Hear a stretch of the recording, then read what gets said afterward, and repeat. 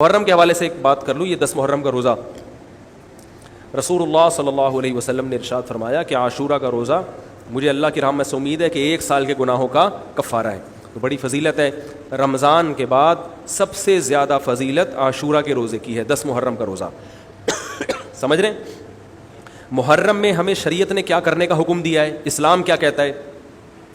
پہلی بات, اسلام یہ کہتا ہے کہ محرم میں روزے رکھنا دوسرے مہینوں کی نسبت زیادہ ثواب ہے. رمضان کے بعد تو زیادہ سے زیادہ روزے رکھیں, اور اسپیشلی 10 محرم کا روزہ 1 سال کے گناہوں کا کفارہ ہے, یہ اور زیادہ ثواب ہے. پورے محرم نہیں رکھے جاتے تو کیا کرنا ہے, 10 محرم کا رکھنا ہے. حدیث میں آتا ہے کہ آپ نے حکم دیا 2 روزے ملا کے رکھو, کیونکہ یہودی جو تھے وہ 1 روزہ رکھتے تھے, صحیح ہے نا. تو یہودیوں سے مشابہت سے بچنے کے لیے ہمیں حکم دیا کہ اس کے ساتھ 1 اور روزہ ملائیں.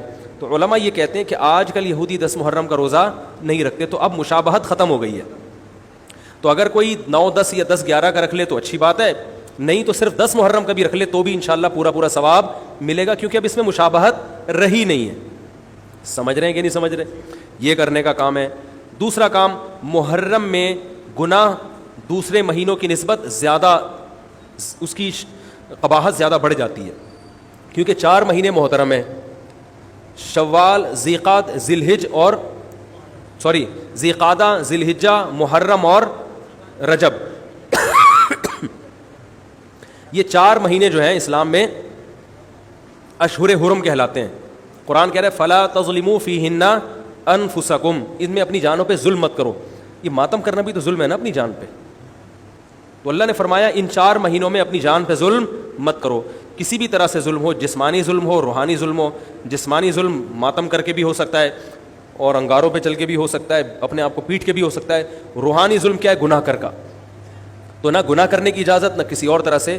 عام مہینوں میں بھی ظلم کی اجازت نہیں ہے, نہ اپنے اوپر اور نہ کسی اور پر. تو ان 4 مہینوں میں ظلم کی نوعیت بڑھ جاتی ہے. سمجھ رہے ہیں؟ یہ ایک محرم کی فضیلت ہے اسلام میں.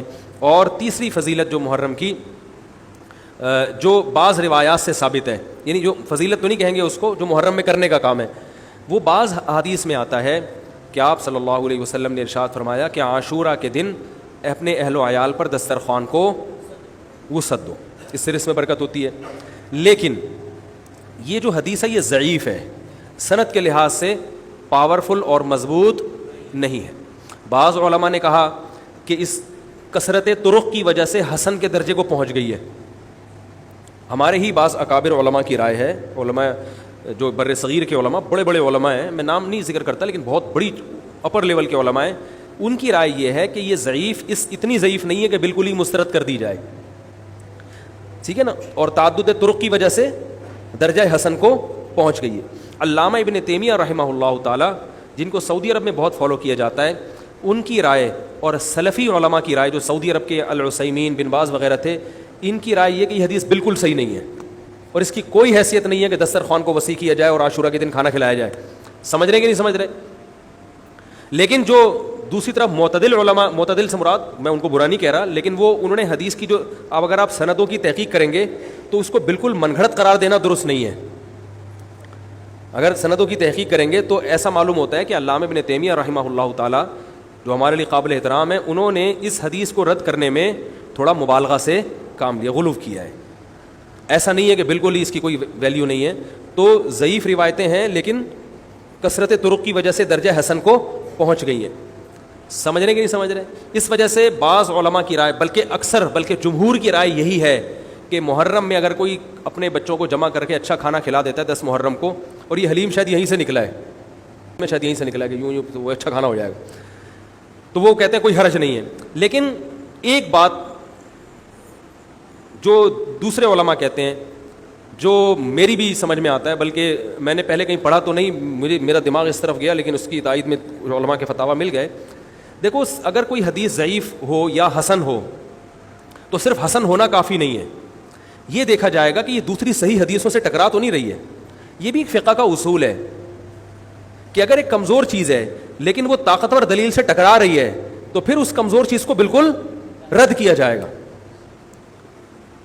تو عاشورہ کے دن روزہ رکھنے کا حکم ہے, یہ بالکل بخاری مسلم کی صحیح حدیث سے ثابت ہے, اور جو کھانا کھلانے والی روایت ہے وہ اس ٹکر کی نہیں, اس کو تو ابن تیمیہ جیسے محقق نے بالکل ہی کالعدم قرار دے دیا, بعض عرب علماء نے بھی بالکل کالعدم قرار دے دیا, اگرچہ ہماری رائے ہے کہ بالکل کالعدم نہیں ہے, لیکن بہرحال اس میں محدثین کا بڑا اختلاف ہوا ہے. جبکہ روزہ رکھنے والی جو روایات ہیں وہ بالکل بے غبار ہیں, ان کو سب صحیح مانتے ہیں. تو کھانا کھلانا اور روزہ جمع بولو بھائی نہیں ہو سکتا, اس لیے کہ اگر وہ روزے کا دن ہے تو کھانے کا دن نہیں ہے, کھانے کا دن ہے تو روزے کا نہیں. ابن تیمیہ رحمہ اللہ تعالیٰ کی رائے یہ ہے کہ بعض لوگوں نے شیعہ کی مخالفت میں غلو کیا ہے. شیعہ نے اس دن کو چونکہ منحوس بنا دیا 10 محرم کو, تو انہوں نے مخالفت میں اس دن کو ایک سیلیبریٹ کرنے کے لیے نا کھانا کھلانے کا حکم دے دیا کہ ہم منحوس نہیں سمجھتے بلکہ اس کا کیا کریں گے اپوزٹ, کہ کھاؤ اور کھلاؤ. تو انہوں نے کہا یہ بھی غلو ہوا ہے دوسری طرف. بھائی منحوس نہیں ہے, مبارک ہے ہماری نظر میں, لیکن اتنا مبارک کہ اس میں کھانا کھلانا اور یعنی عید والا عنصر کھانا کھلانا تو عید کے دن ہوتا ہے نا, تو عید نہیں ہے بہرحال.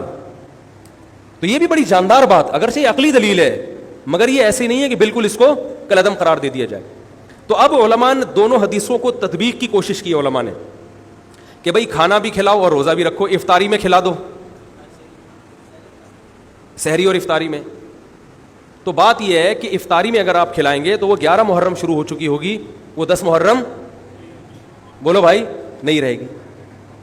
دوسرا سحری میں جو کھلانے کا مسئلہ ہے نا, سحری میں تو سحری میں جب ہم کوئی کہتے ہیں نا فلاں دن یہ کام کرنا ہے فلاں دن, تو اس سے لغت میں جو ذہن میں متبادر ہوتا ہے نا وہ دن کا وقت ہے, وہ 3:30 پونے 4 کا وقت نہیں ہوتا.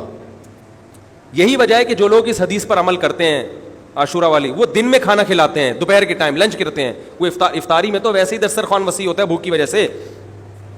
ارے بابا وہ تو ویسے ہی بچوں کو جب روزہ رکھا ہوا ہے تو اچھا کھلاؤ, سحری اچھی کراؤ, اور افطاری وہ تو ویسے ہی بھوک کی وجہ سے, رمضان میں دیکھو نا کیسے کھلے دسترخوان ہوتے ہیں.